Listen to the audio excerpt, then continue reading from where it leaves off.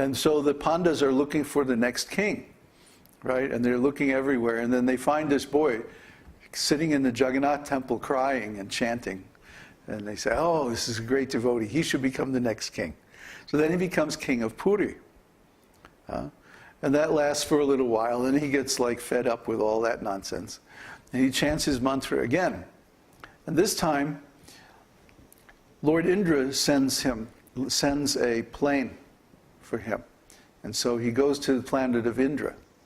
And he meets Vamanadev and has all these adventures. And then one day Indra seduces the wife of some sage and gets cursed.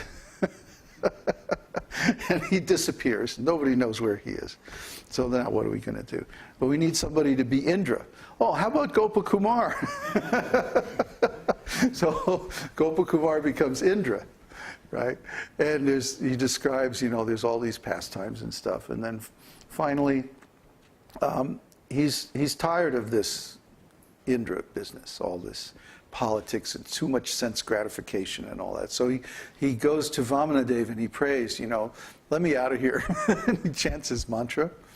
And then an airplane comes for him, and he goes to the planets of the sages, like Siddhaloka and Charnaloka and all these high heavenly planets. And he goes one by one, higher and higher and higher. And he finally gets to Brahmaloka. And Brahmaloka is, of course, the capital of the universe, and it's on the highest planet. And so he's there in Brahmaloka, and Brahma is walking along the shore of the ocean of milk after praying to Lord Vishnu. And just as an experiment, he touches some of the foam on the shore of the ocean of milk. And this huge demon comes out. And Lord Brahma panics and runs away. And then nobody sees him after that. And so everybody's wondering, now what are we going to do? Lord Brahma is gone. So guess what? Lord Vishnu appears and says, okay, Gopakumar, you become Brahma. So then he becomes Lord Brahma for a while. And so he describes how he's making all these arrangements to spread Krishna consciousness all over the universe and stuff like that. It's really wonderful.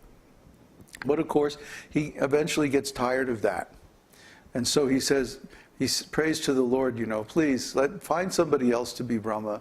I don't really want to have all these material engagements and all this stuff. I just want to chant your holy name. So the Lord says, okay, come on to Vaikuntha. Right? And then airplane comes and he's off to Vaikuntha.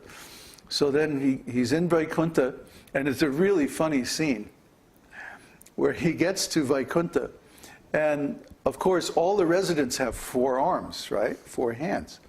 So as soon as he gets to Vaikuntha, he sees the doorkeeper, the guard standing by the door, And he falls at his feet, and he's, oh, Lord Vishnu, and so on, And the doorkeeper's like, no, don't pay obeisances to me. I'm not Lord Vishnu.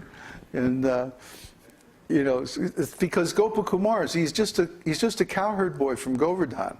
He hasn't read all these scriptures and all this stuff, He's just but he's very fortunate. And so he has all these incredible adventures. But actually, he's just like a country boy, and he doesn't really know anything. So then, he has a bunch of adventures where he keeps meeting these residents of Vaikuntha and mistaking them for Lord Vishnu. And he's like, oh, Lord Vishnu. And they're all like, no, don't pay obeisances. So then, finally, he gets to Lord Vishnu. And when he sees Lord Vishnu, he goes, oh, of course, that's Lord Vishnu, because he's so much more beautiful even than the inhabitants of Vaikuntha. And so, because his rasa with Krishna is friendship, Gopakumar has very intimate friendship relationship. So he runs toward Lord Vishnu to embrace him, right? And all the residents of Vaikuntha are like, no, you can't do that. We got some rules and regulations around here, boy. They won't let him get close to Lord Vishnu. And so he's feeling very conflicted within himself, Well, finally he settles down, and he stays there for a long time. But then he meets Narada Muni. And Narada sits down with him and he says, Gopakumar, I've never seen a case like yours. This is very odd. Here we are in Vaikuntha, and everybody has a four-arm form except you. You know, everybody is dressed in all of these opulent robes and decorations and everything, and you're just dressed like a cowherd boy, you know. And what's up with this, you know? And so Gopakumar says, well, I just never thought to change because, you know, this is who I am. So even the residents of Vaikuntha tried to get him to change his bodily form to a four-arm form, and he's like, I'm not into it, you know. I'm just a cowherd boy. So Narada says, I know what's wrong with you. You need to go to the Ramloka and Goloka, Vrindavan planets. So, okay, next thing you know, he goes to the next planet, and he's on Ramaloka. And he walks into the Rama's assembly hall, and there's, you know, all the brothers and Hanuman and Sita and everybody, you know, and the whole scene, and he's like overwhelmed, and he pays his obeisances and everything. And Lord Rama just treats him like a good friend. You know, he brings him up and sits him down next to him, and he's like very affectionate and like this. So he stays at Ramloka for a long, long time. But there's still something wrong. He's not quite satisfied in his heart. So he meets Narada again.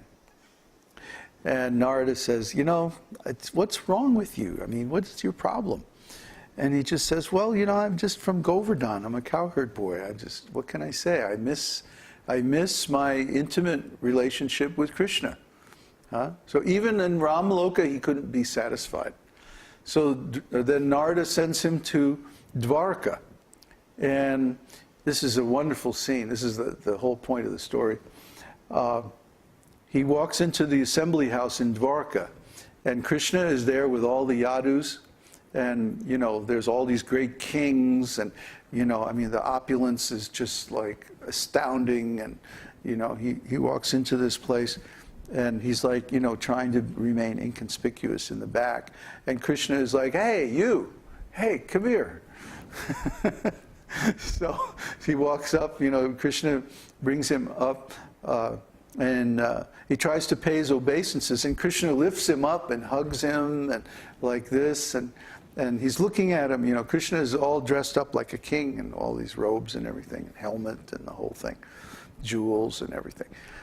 And he's looking at Gopakumar, who's just dressed like an ordinary cowherd boy, and he says, "What's that?" And Gopakumar says, "Oh, that's my flute." You know, because cowherd boys always have a little flute, a little Murli flute. So Gopakumar takes out his flute, and Krishna says, "Can I see that?" And so Krishna takes the flute, and he's like looking at it, and he gets this faraway look in his eyes, and he just goes, "Okay, that's the end of the assembly for today. You know, see you guys later." And he just leaves. And everybody's going, "What's wrong with Krishna?" You know, so Krishna goes and locks himself in his room. And the next morning, he doesn't want to get out of bed. So all the queens are running around like, "Oh, what's wrong with Krishna? What are we going to do?" And it comes time for the assembly, and like Krishna's like, you know, out of it. And so they go in, you know, like Uddhava, Krishna's secretary, like sneaks in the room, you know, and Krishna's like on his bed crying, and he's like all upset, you know. And Uddhava goes, "I know what's wrong. Krishna misses Vrindavan." Okay, so they make this whole elaborate model of Vrindavan on the shore of the ocean. There's statues of Mother Yashoda, Nanda, cows, everything, right? And so they take Krishna. Krishna's like out of it. He's like, right? So they take Krishna to this place, and Balaram is there. Balaram and Gopakumar dress, you know, they dress up as cowherd boys. Well, Gopakumar is always like that. Balaram dresses up like a cowherd boy, and they dress Krishna like that too. And then Balaram starts going, hey, Krishna, wake up. Come on, we have to go see Mother Yashoda about something, or something like this. And so Krishna wakes up and he sees Mother Yashoda, pays his obeisances like that. And then there's all these cows around and everything. And Krishna's very happy, right? And then gradually he looks across the ocean and he sees Dwarka. And he goes, wait a minute. What is this? Where am I? What's happening? And Balaram says, well, Krishna, actually you're a great king in Dwarka.